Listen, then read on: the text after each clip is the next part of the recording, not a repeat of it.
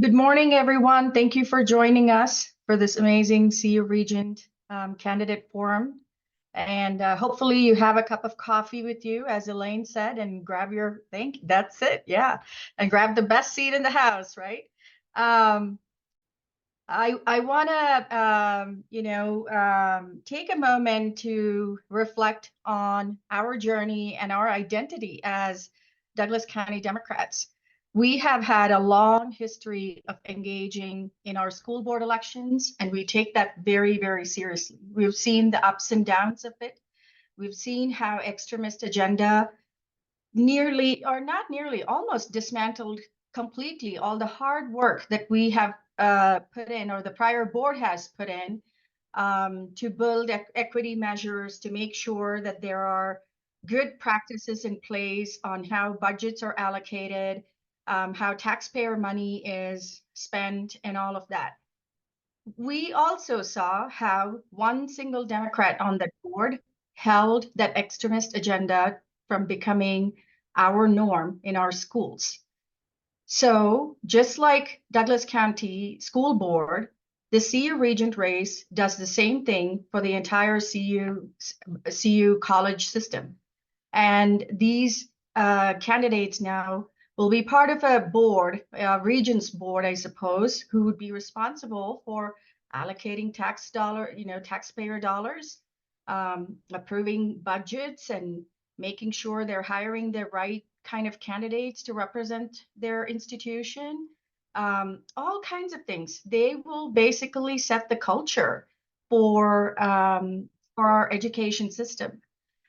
We work very hard here in Douglas County and many counties to fight local races to make sure our children are prepared for the world. And they're going out there with an open heart, making sure they're absorbing everything and not being scared, not, falling into that fear mongering. And then they're going to this amazing institutions.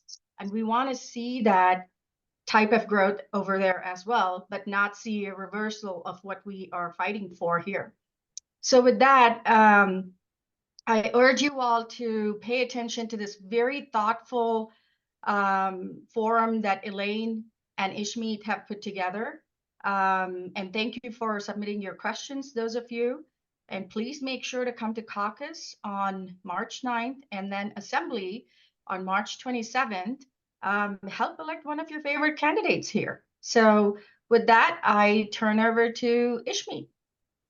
Good morning, everybody. Thank you, Indira, for all the work you do for organizing us. And I just want to say thank you to everybody for being here. I know Saturday morning, beautiful day. We could be doing other things, but it's important that we engage in our democracy, as Indira says. And I am subbing in for Director Valerie Thompson of the Douglas County School Board. She had a calendar conflict come in. So a lot of the work that went into it was Director Thompson's and Elaine. And I just want to thank them for giving me the opportunity to be here and be able to moderate this forum. Well, we have two very amazing candidates for CU Regent. We have CJ. He has been involved with CU Boulder for about 35 years. He's originally from Detroit, went to CU as a quarterback. He played in the 1990 championship team, and he has been involved with CU Boulder as a student government and athletic director, and now is a member of the Board of Trustees. And Elliott is just as amazing. He has been involved with CU Boulder as well. He was a CU alum, a former teacher, and he's an education attorney who has served school district across Colorado. And he's here despite his mother-in-law passing this morning. So we yeah, we are really, really grateful that he was able to join us with all that's going in life. So thank you guys for being here. I just want to go over the rules for who's going in life. I know she's got something going on. Can you mute, Elaine? Can Can you guys make sure your mics are muted because we don't want interference with our candidates' answers. Thank you, everybody. I just want to go over some quick rules that were passed on to the candidates previously, but I want to let our audiences know that the questions were created by a team of members from both educators and a wide variety of constituency. And the candidates have not seen these questions until we ask them. We just drew straws earlier to see who will go first, and CJ drew the long straw, so he will be going first, and we'll be rotating through all the questions. We have Tim Currington with us as our timekeeper, and he will be giving audible or visual cues throughout the session and let the candidates know that their time is up. Each candidate has 2 minutes to give their opening statements and 90 seconds to answer the questions, and about 1 minute for their closing statements. The candidates have been asked to be respectful and polite, and they will be muted if they go over their time.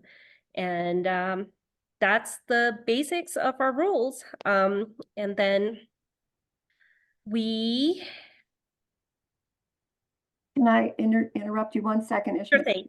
Can you let everybody know that we are going to be posting things in the chat, links to donate, links for more information. So please pay attention to the chat throughout the whole event. Thank you.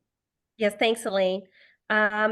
Anyhow, so we're ready to go. Like I said, CJ drew the long straw, so he will be going first with 2 minutes for his opening statement. Tim, are you ready? Okay. Okay, CJ, I'm turning it over to you. Awesome. Awesome. Thank you and good morning, everyone. Thank you, Elaine and Ishmeet, for assembling us together this morning. I want to start by, again, sending my condolences to my dear friend, Elliott, and my thoughts and prayers are with you and your family, buddy. My name is Charles Johnson. I'm a candidate for the CU Board of Regents. The most frequent question I get as I've been on the campaign trail is, what does the Board of Regents do? In essence, it's the governing body over the CU system, which is composed of 4 campuses: Boulder, Denver, Anschutz, and Colorado Springs. It has about a $6 billion annual budget, a $3 billion procurement budget, and has about a $17 billion economic impact across the state. So it's very relevant. It has a great deal of impact. And part of my job, I think, in this process is to expand the knowledge base of our citizens on exactly how the CU system might impact their lives, their family lives. As Ishmeet mentioned, I have an over 35-year relationship with CU. I came to Boulder by way of Detroit in 1987, where I did a number of different things as an undergrad. I was president of our Black Student Alliance. In 1988, I was tri-exec. I was voted tri-exec over our student body. In 1990. In 2005, I was an associate athletics director. I currently serve on the Leeds Business School Board of Advisors, and I'm a member of the CU Board of Trustees. If you were to look at my website or ask me what my areas of emphasis are, tuition, I think we all agree that it's outpacing our families and our citizens' ability to keep up, making higher education, particularly in our system, out of reach for too many of our families. Mental health services and awareness is a big issue that we must tackle. Climate. CU is one of the nation's lead research institutions. We have to do a better job there. In diversity, equity, and inclusion, we're having the same conversations today that we had years ago. And I think it's something that we need to address. I look forward to your questions. Thank you.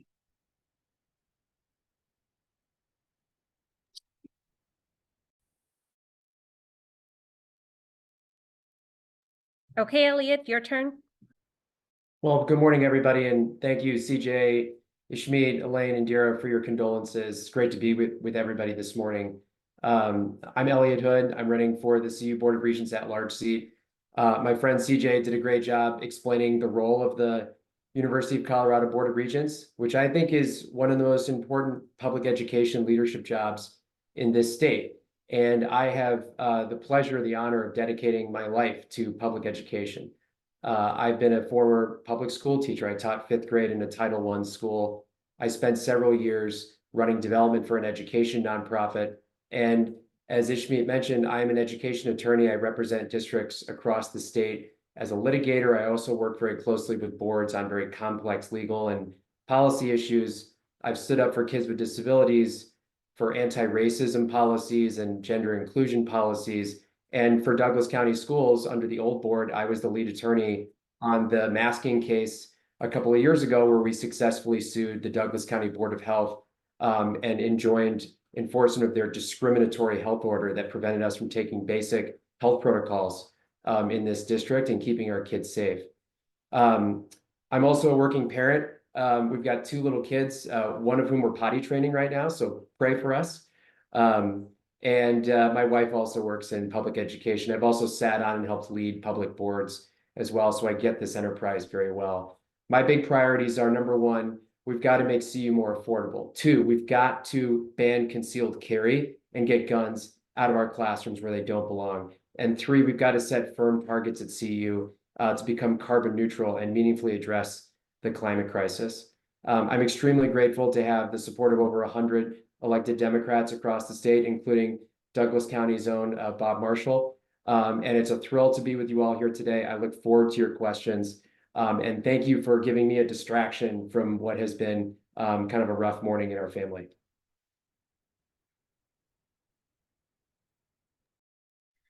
Thank you, Elliott. And just another reminder that you have 90 seconds for answering the questions, and please keep an eye on Tim to make sure you're not going over that 90 seconds.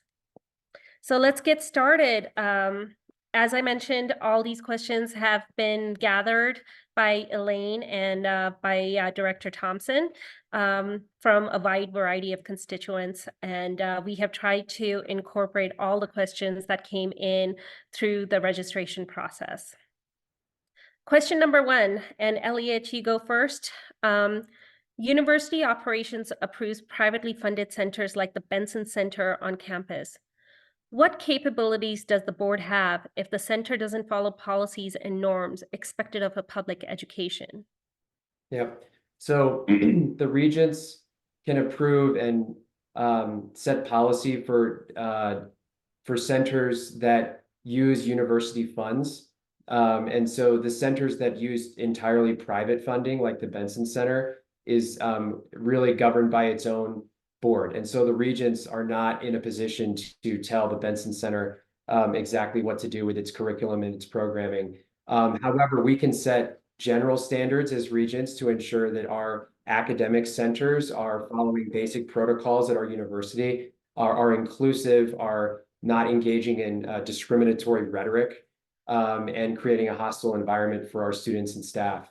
But otherwise, they create a forum for discussions of controversial topics, and that's something that the university needs to ensure is enabled, but in a very productive way and a responsible way.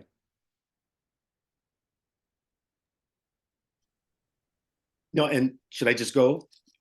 Yeah, and I agree much with much of what Elliott just shared there. I do think it's interesting that oftentimes with privately funded centers or organizations that butt up so close to the university brand, it has to be clear from where the voice is coming. Like the issues and the positions that are taken by privately funded organizations can oftentimes be confused as being under the guise of what the Board of Regents and the leadership at CU actually controls. And I think it's only fair that we're clear about the demarc as it exists.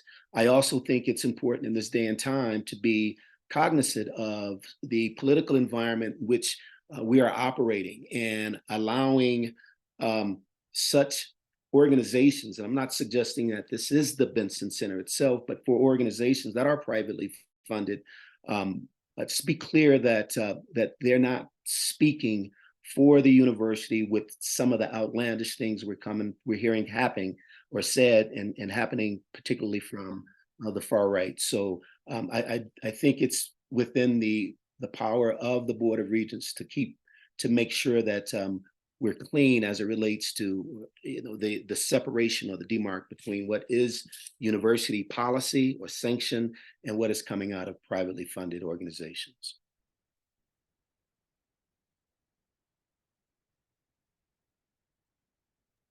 Fantastic. Moving right along, CJ, this time you go first. The University of Colorado has a commitment to freedom of expression and academic freedom. What is your opinion of how free speech is practiced on campus for faculty, students, and staff? I think it's absolute, right? CU should be, as campuses across this country, should be laboratories for open discussion, for freedom of speech. But all of that has to be, I think, cloaked in the reality that there's safety there as well. And we have to, again, make sure we don't blur the line between freedom of speech and speech that's designed to cause or promote violence. We're coming dangerously close, and in many cases, we've exceeded that line. That we have to make sure that we have a safe environment for our students, faculty, and staff, and for our citizens to have open discussions. I remember clearly when I was an undergrad, and at the time, the big issue for many of us African American students was the presence and threatening sort of presence of skinheads or people who were from the ultra right. And there was no attempt to shut down the rhetoric. The objective was to create safe environments for students, faculty, and staff to have these discussions. We do see coordinated efforts on behalf of the far right to disrupt that, to create dangerous environments for our students, faculty, and staff. And I think the Board of Regents in particular has a responsibility to make sure leadership on our campuses are ahead of that reality. Yeah, no, I would echo what CJ said. I would just add, so I'm actually going to be presenting on free speech on campus this week to a college as part of my job. And what I will tell them, and what I've told other education institutions about free speech is, we as an institution can't engage in viewpoint discrimination, but we can ensure that we are holding the line and enabling our students and staff and faculty to engage in research and studies free of hostility, free from violence and harassment and abuse. And we as a university and as Regents need to be able to draw the line very clearly and consistently for our faculty and our students to say, you have a right to freely express your opinions, but you don't have a right to create a hostile learning environment and work environment for our staff and for our faculty. But CU should be a place where we openly engage in the discussion of controversial topics. That's what universities are for. They are bringing together people that know and have opinions about complicated issues, just like what's going on in the Middle East. Or when I was at CU, the 9/11 happened. There were a lot of discussions about that. I remember going to a lecture where Ann Coulter presented when I was in college, and I was angry at everything she said, but I was grateful that I got to listen to her because it helped solidify how I felt as a Democrat and as a citizen. So we need to ensure that that kind of dialogue remains open and available at CU. Thank you. Elliott, you go first this time. CU currently allows people to conceal carry on campus. Do you support this? Why or why not? Heck no, I don't support it. It's one of my biggest priorities is to, when I hopefully am elected to this seat, is we take a vote on that issue and we ban concealed carry at CU. You don't need a gun to go to class or teach a class. The presence of guns in our classes or on our campus is dangerous. And we need to have elected officials who have the spine to stand up and fight for common sense gun control in this country. We saw what happened at one of our campuses this past week. 2 people were killed in a dorm by a student who had a gun. That just illustrates, again, the dangers of having firearms on campuses. And I have been a firm and consistent voice on this issue since I launched my campaign last June that we need to ban concealed carry at CU. I agree with that 100%. in whose reality does it make sense for students on a college campus to be able to conceal carry? I mean, I think this subject, this situation, is one that we can use to some degree as a microcosm for our challenge as Democrats. I think the conversation oftentimes is way too parochial, it's too small. We're talking about concealed carry, but it should be part of a larger conversation about the safety of our society at large. And I think what I think we need to do more is have larger conversations, not just about the singular narrow subject. I'm talking about guns more broadly. And when I talk to people about gun control and about public safety, they're asking questions like, concealed carry or issues pertaining to background checks. Are we fighting battles that are now antiquated in reality? We celebrate the passing of a background check law that I'm not certain the public believes make them any more safe than they were the day before the law was passed. And what's happening is people who have traditionally not carried are now saying that I need to carry for my own safety and my family's safety. So I look at this, the answer to the question is absolutely not. It makes no sense, but I think the conversation should be larger. And we should be looking at this more broadly as a party in order to get the attention and the engagement of people who are really concerned about guns in our society. True. CJ, you go first this time. Both of you want to make CU more affordable. How can this be accomplished? Please respond across student types such as in-state, out-of-state, international, undocumented. Well, I think there's an elephant in the room here with respect to the cost of education in the state of Colorado. And we can't really have this conversation in earnest if we're not talking about Tabor. And again, this is one of the large sort of issues that I think we should be talking more about so that people who are disaffected from the electorate, who are saying to themselves, it doesn't matter because what they're talking about doesn't really address the issue that I'm facing as it relates to access due to issues of affordability. Now, the University of Colorado with other public higher education institutions around the state are doing a wonderful job in campaigning to make our citizens across the state more aware of the fact that, I think the title of the campaign is Closer Than You Think, which is directed primarily towards the Western Slope and the Eastern Plains, but telling the real story, breaking down perceptions of the challenge with respect to affordability.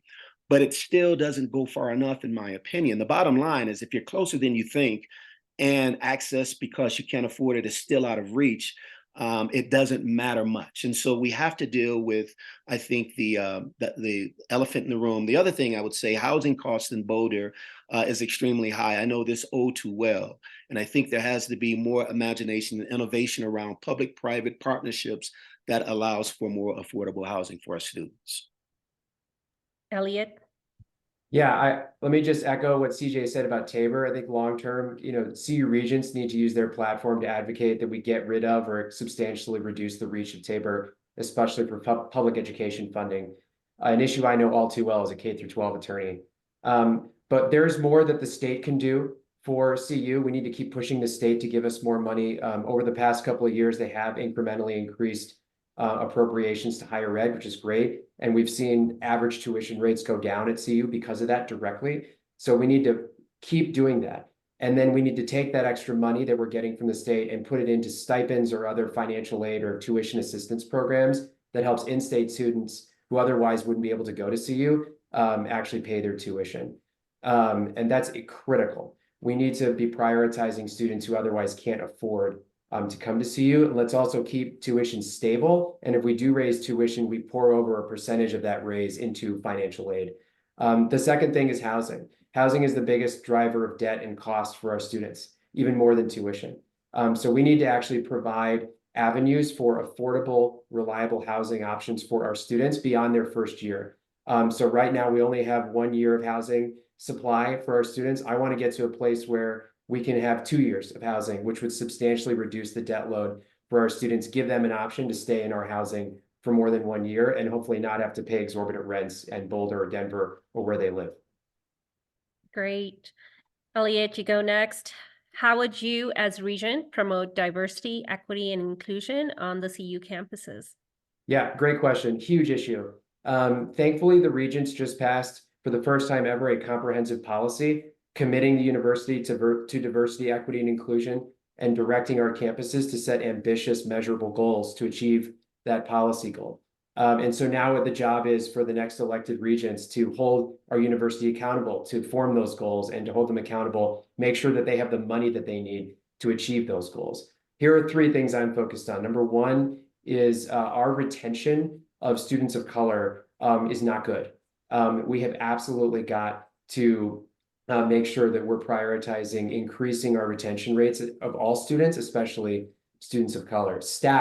Diverse staff of color, also an issue. We just lost a couple of staff members, faculty members at CU Boulder in one department because of perceived racial hostility within their departments. That's inexcusable to me. We need to make sure that we are creating a welcome environment for all of our faculty and staff, and ensure that we're taking steps to allocate funding or have appropriate DEI initiatives in place so that we can make sure that we're all unpacking our biases and making our environments inclusive. And then geographic diversity. We don't talk about this enough. 96% of our students come from the Front Range, 4% come from the Western Slope, 0% come from the San Luis Valley, 1% from the Eastern Plains. We've got to level that out more because our students, there are lots of kids in those areas that could come to CU. Yeah, there are a number of issues that we talk about throughout the course of campaigns and that are relevant to the work of, in this case, the CU Board of Regents. But then there are those issues that are just reflections of our values. What is it that we value? And as a party, what is it that we value? I, as I mentioned, was the president of CU's Black Student Alliance in 1988. And I will tell everyone on this call, to a person, that many of the issues, the majority of the issues that we're discussing in 2024 sounds eerily familiar to the conversations and issues that we were discussing in 1988. And I have to ask myself, then where is the progress made? And when we make proclamations or statements around what we value with respect to diversity, equity, and inclusion, are people to believe us anymore? Because they're looking at the needle and they don't see it moving. And so how do we continue to rhetorically talk about how important this issue is when in fact we don't see the evidence of its importance in terms of outcomes?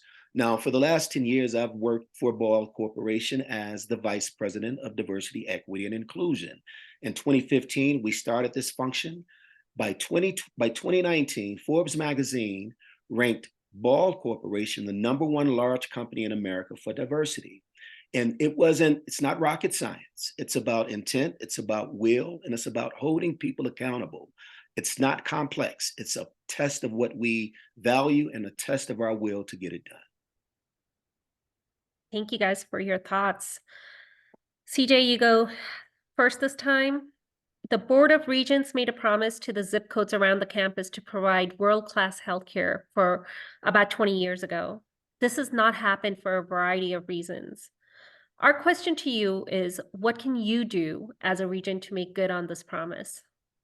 I think, and I would imagine when you talk about the campus, I know that our Anschutz campus, which is one of the nation's lead university medical institutions, has done an incredible job of building that campus right there in North Aurora.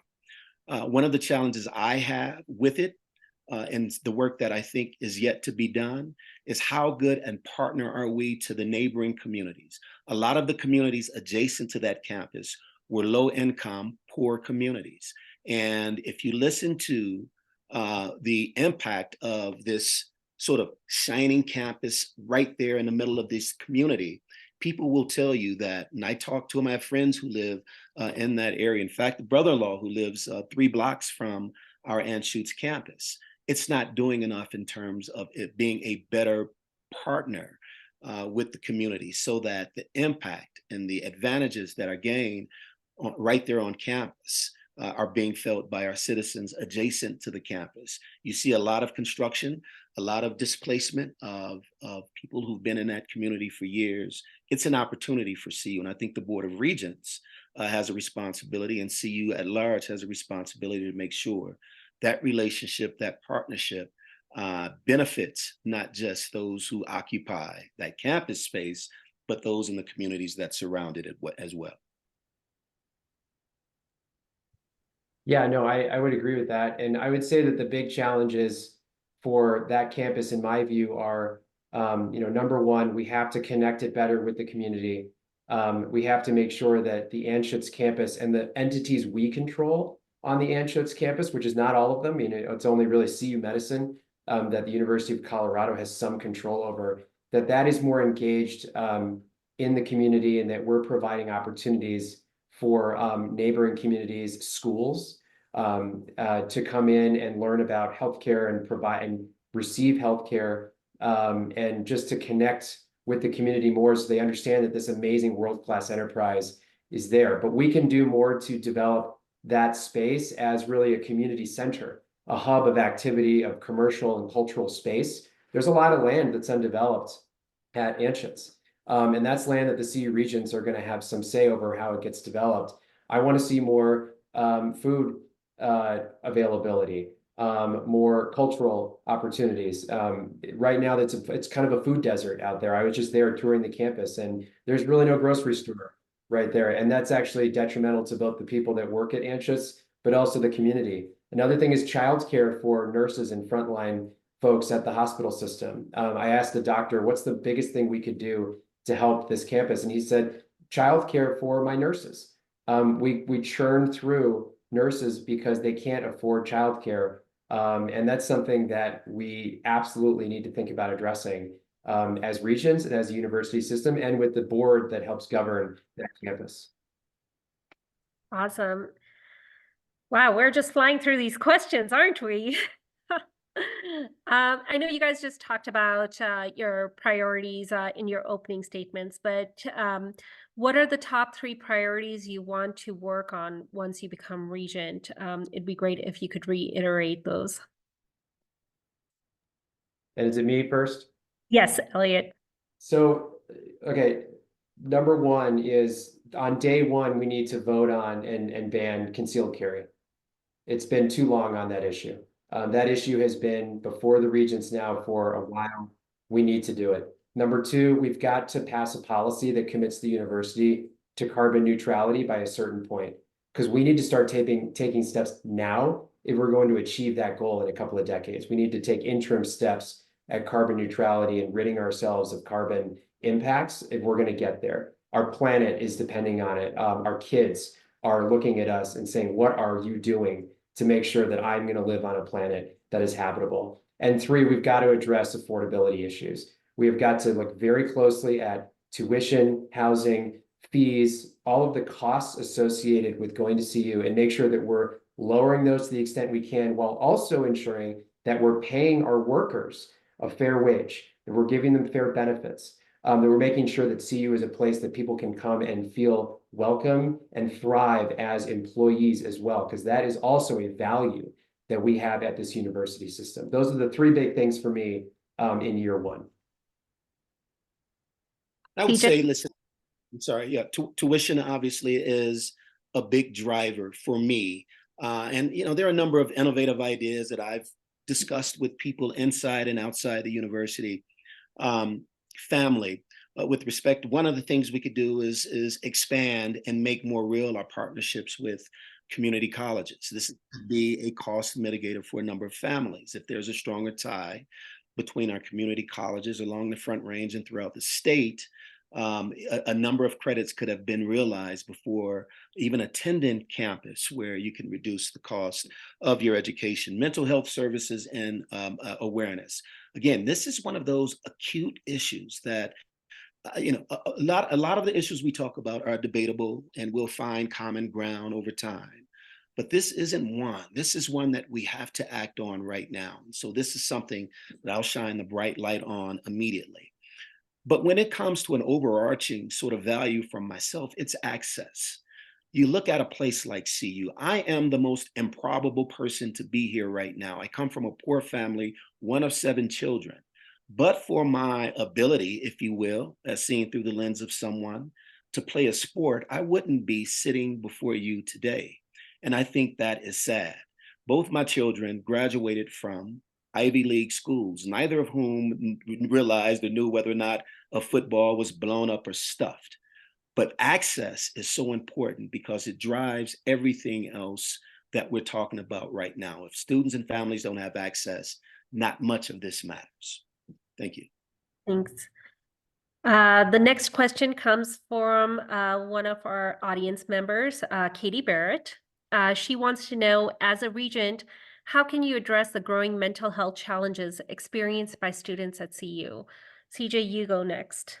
Yeah, again, this is something that I think is a real issue that we have to address immediately.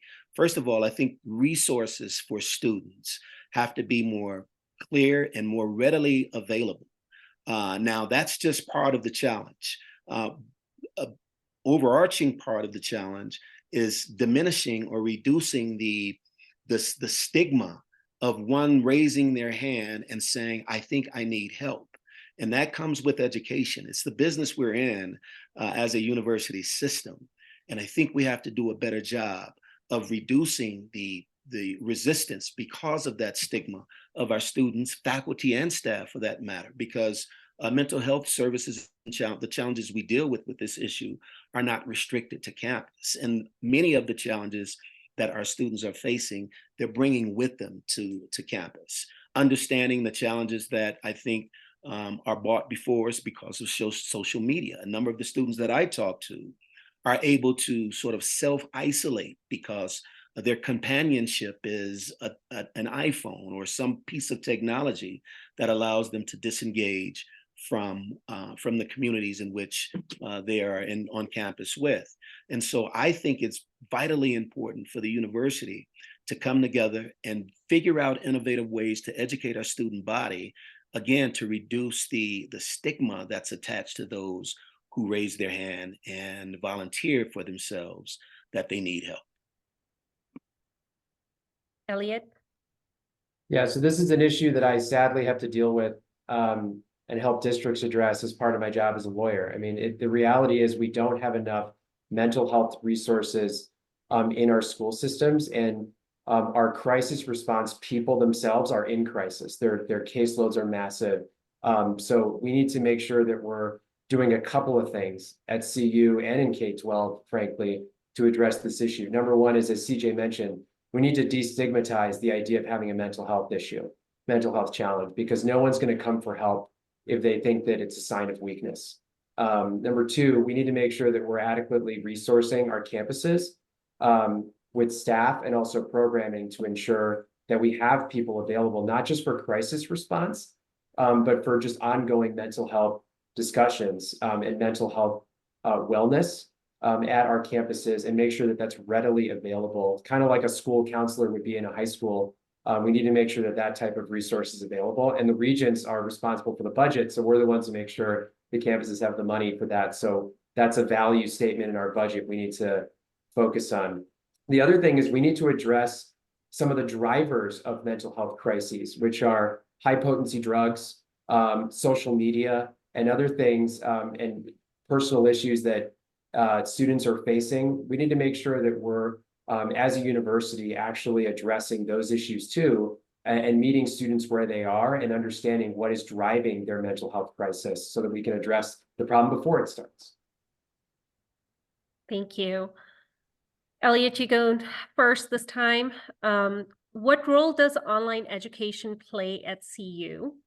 What are the benefits and challenges of a virtual classroom? And what is your vision for the future of online education? Sure. So I think that we saw during the pandemic how online education can be a really useful tool to help kids continue to get an education. But we also saw that there are clear drawbacks to that, that students sometimes don't engage as much in learning, that it's a huge burden on parents and families. to ensure that students are engaged at home if they're living at home.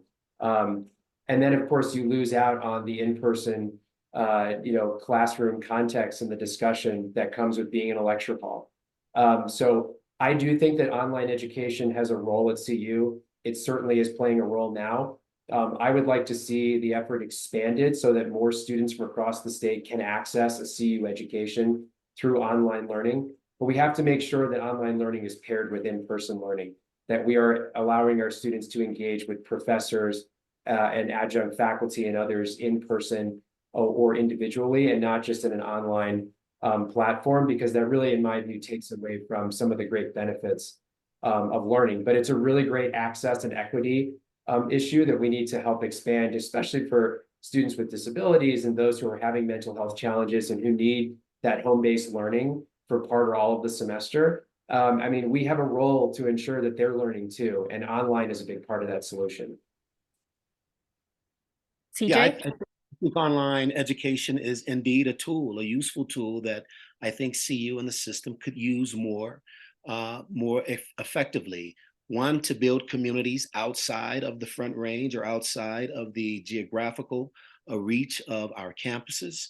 And two, to extend our brand, to be more relevant, so that we can be more relevant to families and communities that are out on the Western Slope, where we are messaging closer than you think, or out in Eads on the Eastern Plains, where many of my former teammates are products of and owners of family farms. And when I talk to them about the relationship that they and their children have with CU or the system, it's almost zero. And what I will say is online technology, online education is an opportunity to, again, extend the brand. Now, there are a number of, again, innovative ways that we can implement online education. It doesn't have to be that a child sits or a student sits in front of a computer alone and does its work the way we think about online education in a traditional sense. We can bring communities that are geographically removed from the Front Range together, and through technology, have professors actually teaching in what to the student is a classroom setting, so that the CU, again, the brand and the brilliance that's pushed out of this CU system is realized across the state of Colorado. Thank you. CJ, you go first this time. There is increased awareness in athletes developing CTE, chronic traumatic encephalopathy injuries. How can the Board of Regents prioritize safety and wellness for the athletes? That's a great question. And I'd hoped 35 years ago someone asked the Board of Regents that question. I can tell you, I probably, in hindsight, suffered through a number of concussions during my playing days. But with technology and education, we know much more today than we did then. I think technology, staying ahead of technology, and I know the medical industry, as well as our equipment manufacturers, merging together to make sure equipment is preventing some of the head injuries that we've seen happen over the course of time. I've had, and I know that I have a number of, again, friends and teammates to this day. I'm in my mid-50s, who suffer greatly from head trauma, let's just say, and it relates to the whole mental health conversation we were having as well. It is tragic. I've had 4 teammates who've committed suicide, 3 of which younger than I am, and I can see firsthand, because I'm close to it, the trauma that it causes over the course of their lifetimes, of our lifetimes. And I think it's something, again, that should not be isolated to the athletics department or to the sport itself. This is a broader campus and a broader societal issue that I think the Board of Regents have to be aware of and ready to take action on. Yeah, it's a really important question. So I would say 2 things. Number one is, we have got to prioritize the safety of our student athletes, because after all, they are students first. And I think that goes to, what CJ was talking about with leaning into technology related to concussion issues with helmet technology. but also we need to be leaning into and leading on protocols that may go beyond the NCAA's standards for when someone gets a concussion or has a head injury.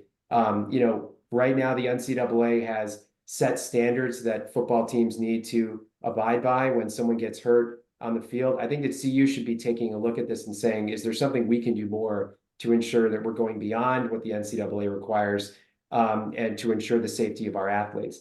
And hey, how about we utilize some of the resources available to us in our own system? And this is a great way to marry what we're doing at Anschutz with what we're doing at CU with football. I mean, we've got one of the leading public health and hospital systems in the entire Rocky Mountain West at our disposal. Let's do cutting edge research on this. Let's make sure that we're utilizing our health resources at Anschutz to actually create solutions for our Boulder campus. Fantastic. We're doing really great on time. We're about halfway through. So let's continue on. Elliott, you'll go next. This time, there has been steadily declining enrollment for the Colorado Springs and the Denver campuses. Besides affordability, how can CU improve enrollment at these campuses? Yeah, so this is a big problem for those two campuses because their budget issues are now close to existential and pretty bad. And it's not just enrollment, it's actually retention too. Those two campuses really struggle to not only get students in the door, but more so to keep them. So let me start with the retention piece first. Obviously, affordability is an issue. The climate of learning is an issue. We need to make sure that students have the resources available to feel welcome. I would like to see us move to a case management model where we're actually teaming up cohorts of students coming in based on their background or affinity, and so that they can hold each other accountable. We have employees that are assigned to that cohort that can help direct students to interventions they may need along the way, whether it's housing insecurity, food issues, academic remediation, and building that community of support. When a student feels like, hey, I feel like I want to drop out, there's a community there to help bring you back in. And then enrollment, the CU Denver campus in particular has struggled with leadership and strategic planning over the past decade. And now we have a really good chancellor there who's really serious about strategic planning. And one of her biggest points of emphasis is student services. We had a student services department at CU Denver that just had vacancies for a while, wasn't taking the job seriously enough. And now Michelle Marks is doing a much better job with that. So I'm hoping with those points of emphasis, we can start reversing the trends of enrollment at those campuses. Yeah, I think there's a larger sort of challenge to really to focus on, right? There's a residual, this is the residual impact, I think, of the inability for us as a society, for us as a state, to really put our money where our mouths are with respect to the value of education. We are confronted with an election cycle where we pay great lip service, and I believe it to be true, to the fact that our democracy is being threatened. And at the same time, we're seeing reduced numbers of students who are interested in higher education. I think the greatest thing we can do as a society is make sure our populations are educated. It's the lack of education that I think drives the larger threat. That's a bigger, more broad conversation to have. But as it relates to the declining enrollment or applications for 2 of our 4 campuses, I think, again, it's related to the resources that are not available, and to the extent that tuition is so high, the return on the investment that families are sitting down and trying to calculate to see what's truly available, what makes sense for us, are real conversations that people are having, and they are concluding that there are other options perhaps available to them that would yield a better return. And I think that's tragic from a number of different fronts. Access because of cost should not be the barrier for a young student getting a quality education. Thank you. The next question comes from our Colorado State Board of Education Director representing CD6, Rebecca McClellan. And she wants to know, what is your position on the use of standardized tests for college admissions? CJ, you go first. No, this is one that is personal to me for a number of different reasons. And there's been a number of studies over the decades trying to determine the value of standardized tests for college admissions. And I think the trend has been to get away from standardized tests as vigorously as we were using them when I was coming up. And I agree with that to a large extent. I think too often standardized tests where it has value should not be the determining factor for whether or not a young student has access. I know, for example, in my own family, where my siblings were educated in one system that didn't prepare them in a way that I was prepared for a standardized test. Same family, same upbringing, same household, same values, different educational opportunities. I know what I was able to access because of what I had access to, and I know the limitations that it placed on my own siblings with respect to their ability to perform on the test. Many of whom I would say, and I would never say this with them on the call, are far smarter, far more bright, far more talented than I am. So I think there is a bit of an arbitrary nature, as we now know, to standardized tests. And I think it's the whole person that an educational academic system should be more invested in, and not just the outcome of a standardized test that's taken on some given Saturday over the course of a year. Yeah, so on this issue, I'll start by saying that state law, under Colorado law, we cannot require ACT, SAT standardized tests for admission. So we at CU have followed that law, and we do not require it for admission. So that's number one. Number two, despite the fact that we don't require it, if a student chooses to take those tests to get admitted to college, we can use that data to help ensure that that student, where we know where that student is academically, to help with remediation efforts if necessary, and to ensure that they are transitioned into and can thrive within our system effectively. So while we don't require those things, I think that that data can be useful if used effectively to actually ensure student success at CU. But CJ's right. Look, standardized tests are a snapshot in time. They're not a picture of who the whole person is. And I'm proud to live in a state that recognizes that reality. Thank you. Elliott, you go first this time. The CU Boulder campus is trailing behind the other CU campuses in enrollment across all racial and ethnic groups. What factors do you believe have sustained this challenge with diversity, and how would you, in the role of Regent, address these challenges?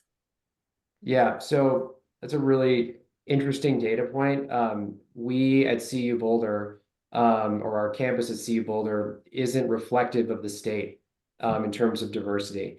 And I believe that that is due in large part to a perception across this state that CU Boulder is not a place for students of color and students from low-income communities and students from the Eastern Plains or the Western Slope. They look at Boulder and they think, oh, that's Boulder, that's a certain type of place that's not for me. Also, I think that there's a barrier between geographic barrier that builds into that, where kids who are growing up in Native American reservations in the southwest corner of the state may not even think about, hey, you know, Boulder is way far away. I might choose to go to the Springs campus or just a college that's closer. I don't want to leave my community.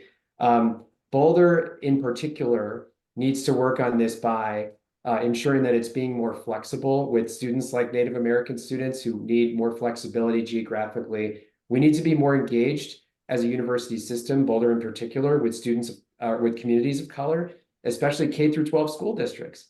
Every K through 12 school district should have CU in its college counseling sessions, helping kids fill out their FAFSA forms, ensuring that they're navigating the admissions process effectively. CU should be helping supplement those high school guidance counselor sessions so that they know that CU is a place for them and that cares about them. Yeah, this is an issue that I have increasingly little patience with, because as I mentioned before, the conversation sounds pretty much the same year over year.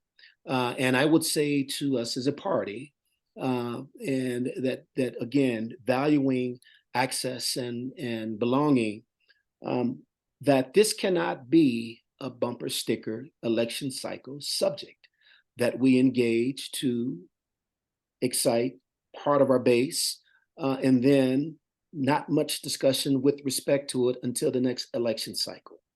That has to stop. And I believe we have to do more with respect to leaning into this. This is not a matter of skill. This isn't about whether or not we have the right programs or innovative ideas to attract people. This is more of a matter of will. And I can speak from my own lived experience. I know just having access, just putting my 2 feet on a campus and having physical access to it opens up my imagination that perhaps one day I could be here. I could do this. I did this when I was the associate athletics director. Every home game, I would bring busloads of kids from underrepresented kids up to campus so that they could at least feel it. It's tangible to them. This past week, I had a group of 15 young middle school students from the inner city just join me on campus to walk around and to get a feel of what it looks like. And on the other side, I think people are attracted to where they belong, to where they feel like they belong. Denver, our city center of Denver, 30 so miles away from campus, it may as well be 3,000 miles away in terms of the access that many of those communities feel as it relates to CU. Awesome. CJ, you go next. In the CU campus system, there are 4 different campuses, as you mentioned: Boulder, Denver, Colorado Springs, and Anschutz. What are the challenges and opportunities for each campus? What are their strengths and weaknesses? I think for CU Boulder, as the flagship university, I think in the state of Colorado, it has an opportunity to prove that it's worthy of that distinction by serving the state more at large, being more relevant and accessible to families across the state. And one thing I would agree with Elliott is how we define diversity. It's ethnic, it's racial, it's geographical, it's gender. We've done some very innovative programming at Ball with females in the engineering major, right? We have a Big Sisters program that really advocates our young female students, not just pursuing careers in engineering, but once you're in the engineering school, for example, having the resources and the support to stay in. That's where there's a big retention issue with respect to that population. And so I think that's true for Boulder. I think for Anschutz, it is being a greater community, having a greater community presence outside of the 4 walls of that campus, making sure that it has the buy-in and the engagement of the community around it. I think CU Denver does an incredible job of serving our metropolitan area and giving access to students that are non-traditional, if you will. And the same is true in part with our campus down in Colorado Springs and how it serves and partners with our military families. I think there's more opportunity to be more present and available for those communities. So that's how I see CU engaging the areas or the challenges that exist on each campus. Elliott? CU Boulder diversity, we just talked about, as well as relations with the city of Boulder. There's a lot of tension between the university and the city on some issues, including the development of a massive project called CU South that's going to start in the next couple of years. We need to be very, very thoughtful about, as a university, how we engage with the city of Boulder, and especially on that project. Denver, budget and enrollment, those are the big challenges for the school. Opportunities, amazing location, amazing staff, faculty, students, a place where first-generation college students of color, mid-career professionals go to get a degree, amazing. Colorado Springs, retention of students. They have a very low retention rate for all students, especially students of color. We have got to address that. Anschutz, it's got to be a better hub in the community. We've got to have more resources available, not just for the community at large, but for the people that work there. That is a city within a city. There are so many people that work at Anschutz. We own that land. We can control how it's developed. And I really do think that we need to do a better job just creating resources there for everybody to have more of a community hub feel on that campus. And I would say also childcare for frontline workers like nurses is essential on that campus, and we're going to retain staff that are really essential to the important work they do. Thank you, guys. The next question comes from our audience members, Barry Peters and Tim Currington. They asked similar questions, so we mashed them up. So this is a long one, but bear with me. How will you ensure a welcoming and inclusive academic environment in light of the current culture wars that threaten basic rights such as LGBTQIA+ equality, freedom of speech, and academic freedom? Please describe a case where you have encountered such extremism and how you pushed back. So this is where DEI initiatives are so critical. We need to ensure that we are creating a welcome environment, an inclusive and equitable environment for everybody on our campuses. That is the essential goal of DEI. This is something that I've dealt with countless times as a lawyer. When a right-wing family in Boulder sued our school district to disallow them from using gender inclusion instructional events to help a trans kid feel welcome in an elementary school, I was the lawyer that took that case to court, and we won that case. When a right-wing family sued to force a district to get rid of its anti-racism policies, I stood up in court and defended those anti-racism policies, and they are still used today. And in Douglas County, when we saw some of the worst behavior ever in our education system by a sham public health board that passed an ordinance that made it impossible for us to use masking and quarantining and other public health protocols to keep people safe, I was the attorney that went to court that won that federal case and allowed our district to continue using those important functions to keep people safe. So again and again, I have stood up for those issues, and I will continue to do that as Regent and make sure that our university is standing up for those values too. I think we have to ask ourselves a fundamental question. Are we truly inclusive? Are we demonstrating that we value belonging and we value the input of those who, in many cases, may not have been traditionally part of the organization or the group? In my job at Ball, I'll give you a specific instance on where we had an employee who worked in our Rome, Georgia plant. And if you know anything about Rome, Georgia, it's the home base for Marjorie Taylor Greene. And this particular employee decided that she could not work at Ball any longer because there was no way the company or the environment in which she found herself in the South would welcome her decision to go through transgender reassignment surgery. And so she contacted me to say that she would be quitting her job at Ball.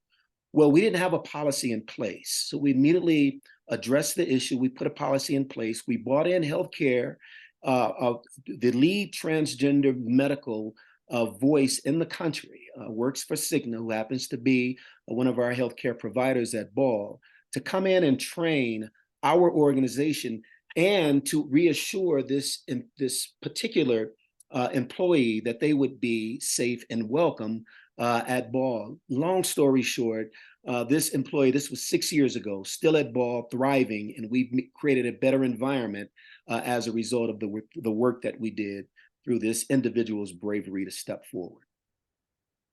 Thank you for sharing, you guys. How do you plan to engage the campus community made up of students, faculty, staff, and community partners in policy decisions?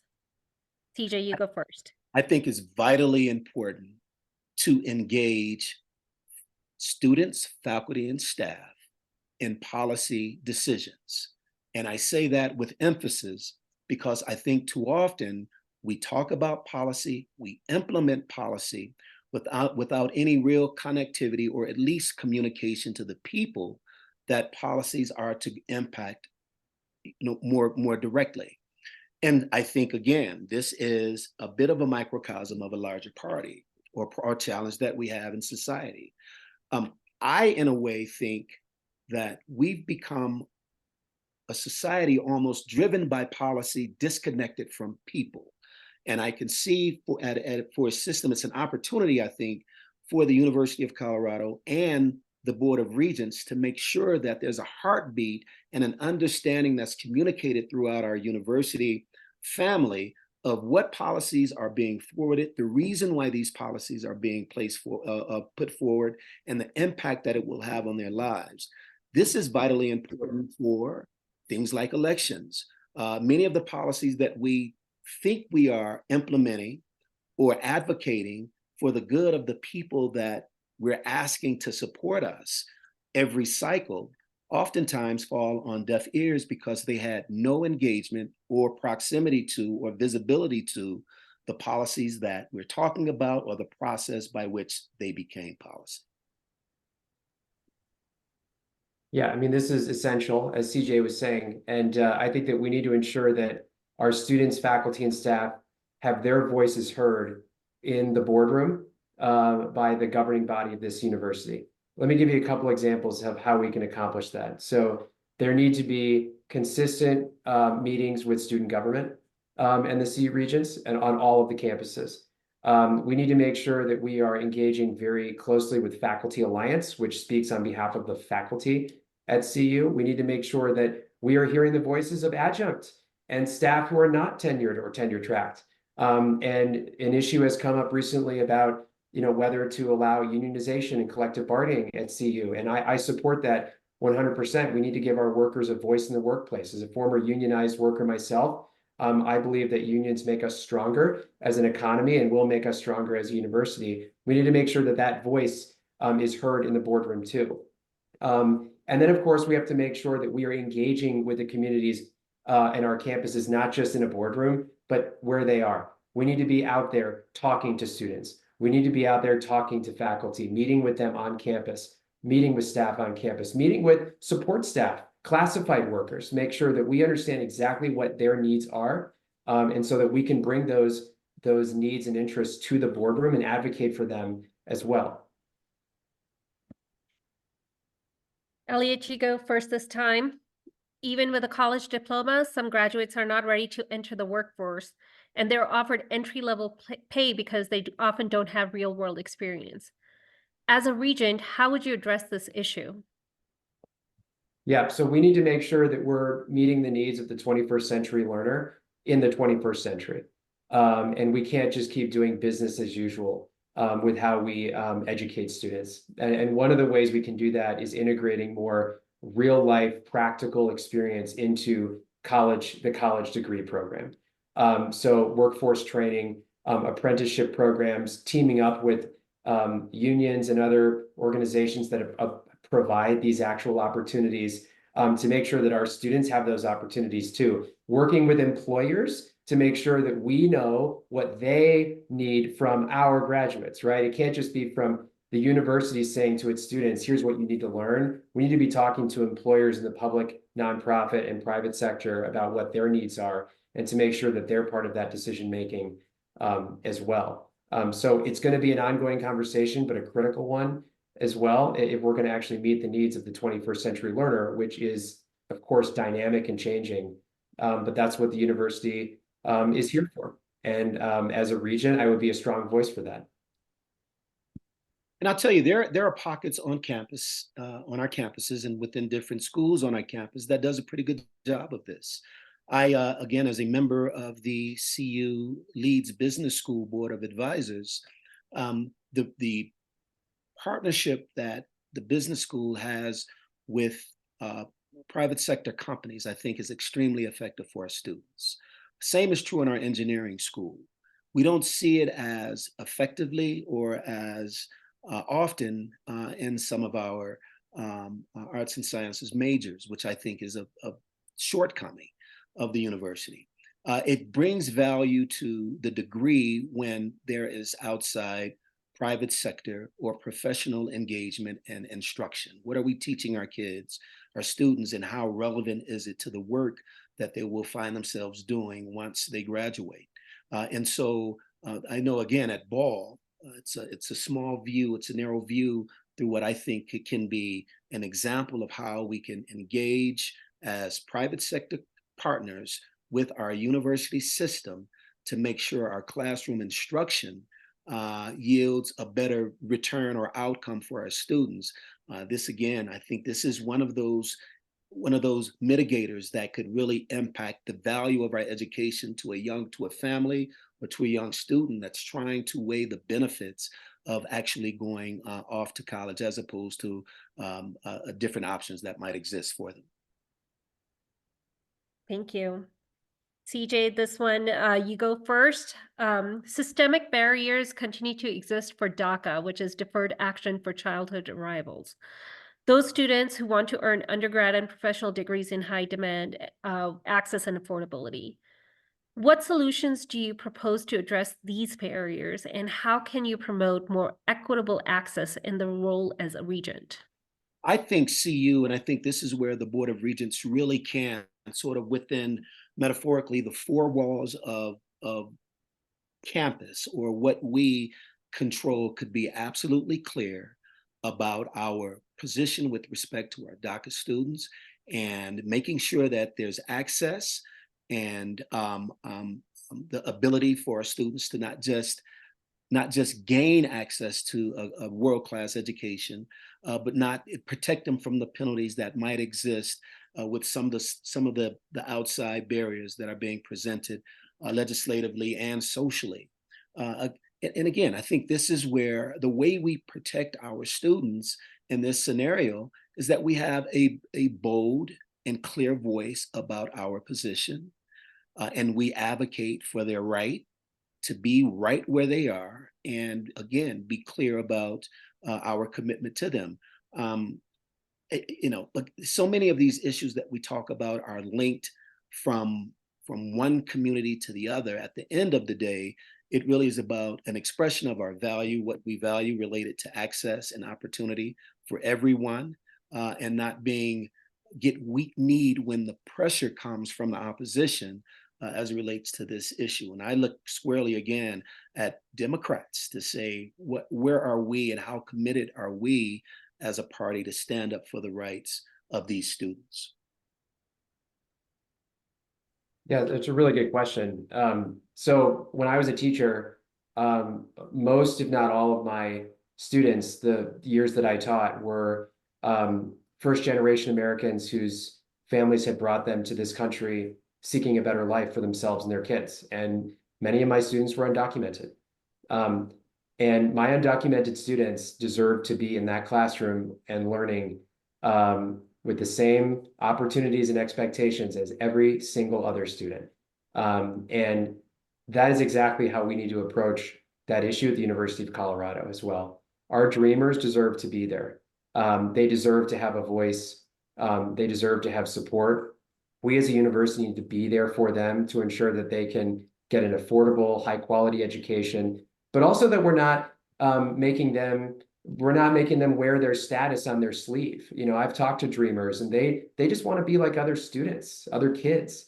They don't want to have a patch on their arm that says, I'm a dreamer, treat me special. They just want to be treated like everybody else and have a place in the only country they've ever known. And so we need to make sure that our dreamers are a good lens through which we view all students who come from low-income backgrounds or backgrounds with additional challenges, who may need extra help getting through school and who need advocacy from and a leg up from their university. And that's what we need to do as a university, and I will be a voice for as a regent. Thank you guys for your thoughts. Elliott, this one, you go first. This next question comes from Braden Miguel, who is an advocate for youth voice in the Douglas County Dems and the state party. What is your strategy or opinion on fossil fuel investment holdings of CU? How can CU continue to improve campus energy resilience?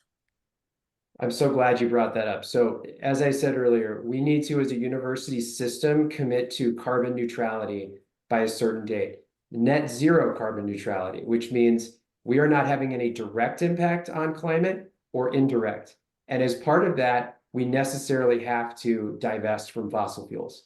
There is no way to be net zero carbon neutral without divesting from fossil fuels. At the same time, we need to set those goals. We need to direct and instruct our campuses to figure out plans for them to achieve those goals because they're going to be ambitious. And as part of those plans, they need to have a plan for divestment and for shifting to better sources of energy, renewables, heat pumps instead of natural gas in our new construction projects and the like. The University of Colorado, to be clear, the Board of Regents controls the treasury pool, not the CU endowment. Okay, that's controlled by a separate board. But as to the treasury pool, part of our job would be then, as part of that climate plan, is to direct our treasurer to no longer invest our funds in mutual funds then will invest, in fossil fuel laden mutual funds. We as a university can't invest by state law directly in securities, but we need to make sure that the mutual funds we are investing in don't have fossil fuels in them as part of that long-term strategy. I absolutely agree with that. And I too agree with the fact that we have to reach carbon neutrality on our campuses. I did this work in part in my partnership with CU while at Ball Corporation. You may noticed in the past, CU, you may not knew the goal, but if you ever went to one of our events, you would see that it was, plastics were replaced with aluminum products, for example. And that was a big step that CU took in partnership with Ball to be a zero waste campus with respect to this issue. Now, in terms of pressing, and this is where all of this comes together for me, in terms of having, I'm really appreciative of who this question came from, because when I was a student on campus, the big issue of the day was divestment from an apartheid government in South Africa. And we're talking about divestment. We're talking about divestment because of our values, the things that we care most about. And I recall a student protest with over 1,000 students that made its voice absolutely clarion clear around our disagreement with the university investing in and indirectly and directly entities that did business with that apartheid regime. I think similarly, there's an energy and a movement that's moving us closer to those carbon neutrality goals and being a greater contributor to a clean earth. Thank you. CJ, you go first this time. How do you interpret your fiduciary responsibility to CU, especially when that responsibility might not always align with the perceptions of your constituents? That's interesting. My commitment, I'm assuming that this is, if I'm serving on the Board of Regents, my commitment to the university as a leader is, it speaks for itself. I'm committed to what I signed up for. That said, I am hard pressed to find much, if any, of a conflict between what I value. The reason I'm in this race, because I think those things that I value most and what I'm hearing reflected from the multiple communities that I engage on a daily basis is consistent with university values, at least those that are stated, and takes us in a direction that makes CU a more inclusive, a more effective entity for our citizens, not just students, faculty, and staff, but our citizens across the state of Colorado. Again, $17 billion economic impact, $6 billion budget, $3 billion procurement budget. Those are numbers that are reflective of a system that has far-reaching capability and capacity. And so I don't foresee a situation where my fiduciary responsibility to the university is compromised as I advocate for things that makes the system more accessible to all of our citizens, and that drives down costs for education, that puts a bigger spotlight on mental health services and awareness, and advocate for a cleaner environment. I don't see a conflict existing there. Yeah, so I would say that I define fiduciary duty as, you are responsible for the health and welfare of the enterprise. We're not shareholders in a company. We're not just looking at the bottom line profit. We're not just looking at money. We're looking at the health and welfare of the entire enterprise. That means students, making sure that they have the resources they need, that they can afford to get an education, get a degree without being shackled with debt for their working lives. It means we're looking out for our workers and our faculty to make sure that they have the resources and the environments they need to thrive, do cutting edge research, and teach our future leaders how to engage in the 21st century economy. And it means making sure that our university is responsible as a citizen of the planet, of our community, of our state, country, when it comes to climate change, environmental protection, water conservation, and all of the other issues that intertwine so closely with what it means to just be a broader citizen, global citizen. And all of the values that I am talking about today, that I hold deeply, that CJ is talking about, is, in my view, encompassed firmly within that broad definition of what it means to be a fiduciary. And I will take my fiduciary obligation extremely seriously for all of our stakeholders and when I'm sitting in that boardroom. Awesome. I just wanted to do a time check with Elaine and Tim and see if we have time for another question. If not, then we'll move on to closing statements. Okay, so one more question, Elaine? Okay, one more question. What do you think the benefits and challenges are to being a regent elected on a partisan ballot?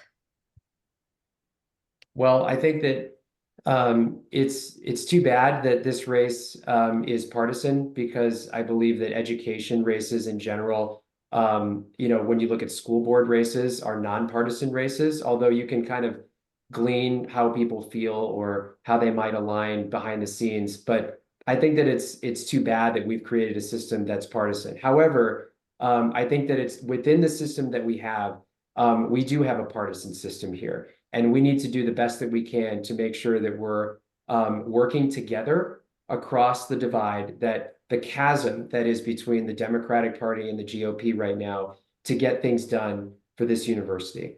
And when we're campaigning and talking about our values, we're not talking about why the Republicans aren't right. We're talking about what we want to do for our school. CJ and I both are doing that. Because we want to have a positive tone that we can bring into the boardroom and say, these are the things that our university is demanding and needs, and let's accomplish it. And it doesn't have to be on a partisan basis.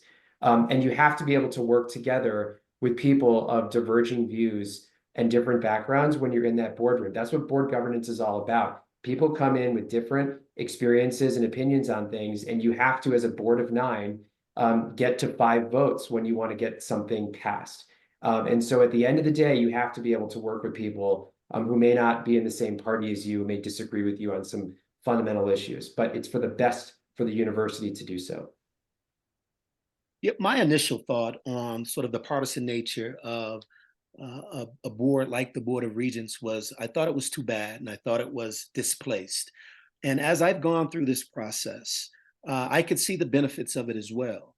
Every organization or team or you name it that I engaged in that had any measure of success, it was partisan. It was a collection of people from different perspectives who had different ideas and different thoughts. But what we had, and I think this is the challenge of any board or organization or leadership group, it's to define what a win is, to define what success looks like, and to advocate for those positions and to come to some common ground on what success looks like. And that begins to break down the definition, sort of the modern definition of partisanship. Unfortunately, when we think partisanship in this day and age, it's a food fight between Republicans and Democrats. It's not the definition of one being a Democrat or Republican. I tip my cap to this current board, for example. I think while it's partisan, 5-4 in favor of Democrats, I think they work well together. They listen to each other. They come up with opportunities for the betterment of our CU system. And so from that perspective, as long as that's the spirit of the organization, then, I think it's an opportunity for an entity like the CU Board of Regents to be even more successful. And so that's my thought on the partisan nature of it. Thank you guys so much. We went through about 21 questions, which is exactly where we thought we would be at this moment during the forum. Tim, are you ready for their closing statements? Okay, CJ, since you are next on our rotation, please, you have 1 minute for your closing statements, and you can begin as soon as Tim is ready. Thank you all, first of all, for the opportunity to come and just share with you all my vision and what drives me to be on this board. And that leads me to my why, and I'll leave you with this. I am the son of two parents, both migrated north from the segregated South. Both landed in Detroit, neither of whom have a high school diploma. They had 7 children, did their best to provide for us. I was the first of my family to have an opportunity to go to a place like CU to get an education at the higher education level. I have 2 kids. I'm the father of 2 kids, Michaela and Peyton. Michaela just recently graduated from Yale with honors. Peyton just recently graduated from Columbia with honors. I stand in the breach. I'm in the gap. And why this is so important to me is that this actually impacts lives. The decisions that are made in that boardroom impacts the real lives of people like me. I was given access through a scholarship, and it impacted my life where it changed the trajectory of my whole family. And I want to make sure that our students and citizens and families across the state have access so that their lives could be improved as well. So when I was a teacher, as any teacher knows, you have that kid in class that pushes you to just be a better teacher, and is sometimes disrupts class, but they're the ones that just make you better at your job. And that kid was Francisco. This kid had, not only did he come from a low-income family, he's being raised by his grandmother, both of his parents were in prison. So he had every card stacked against him. And I would always preach the value of going to college, graduating high school to my kids, pursuing post-secondary opportunities. And I didn't think it was sinking in with Francisco, but you know what? We worked together throughout that year. And then on the last day of school, as he was leaving, he looked at me and he said, "Mr. Hood, I want to go to college just like you." And so I'm here today for him.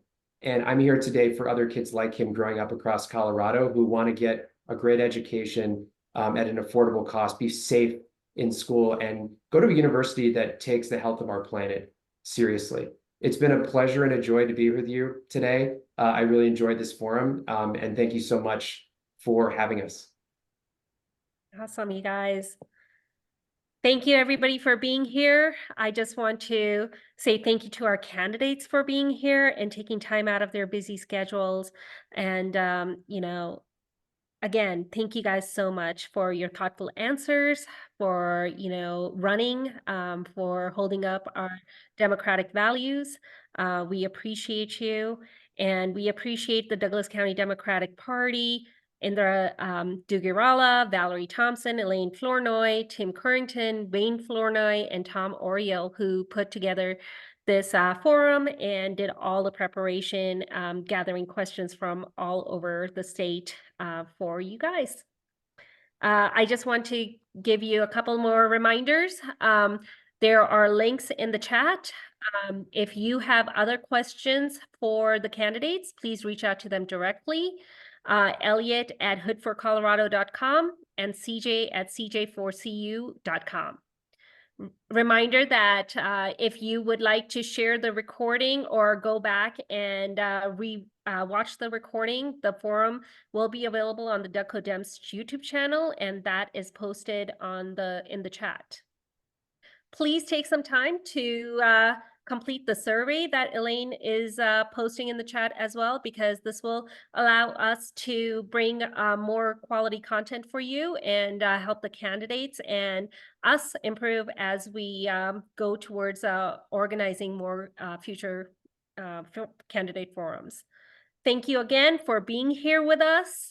Thank you for all of you for your interest and your engagement. And we hope you have a great rest of your day. Thank you, thank you, thank you. Thank you all. Thank you, Charles and Elliott. Thank you, Elaine. Elliott, praying for you, all the brother. hard work behind the scenes. Thank you. Yes, Elliott, keep safe, and our Our thoughts and thoughts prayers are, with your family. yes, Thank you very much. our thoughts are with you. I really appreciate it. Thank you. Take care, everyone. Have a great weekend.